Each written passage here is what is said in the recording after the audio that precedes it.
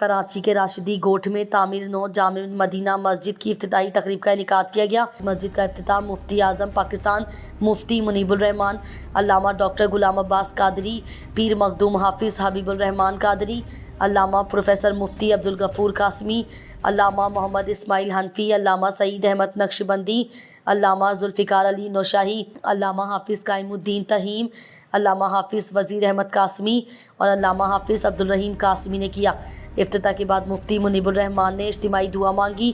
اس موقع پر خطاب کرتے ہوئے مفتی منیب الرحمان نے کہا کہ اللہ تعالیٰ کے گھر کی تعمیر اور تعظیم ہم پر فرض ہے، کیونکہ جو مسلمان مسجد تعمیر کرتا ہے تو اللہ تعالیٰ جنت میں اس کا گھر بنا دیتا ہے۔ جامع مسجد مدینہ کی تعمیر میں حصہ لینے والوں کی صحت و سلامتی کے لیے دعا گو ہیں۔ انشاءاللہ ہم اللہ پاک کے گھر مساجد کی تعمیر بھی کریں گے اور ان کی حفاظت بھی کریں گے، تاکہ رب العزت کی عبادت و ذکر کا سلسلہ زیادہ سے زیادہ ہو۔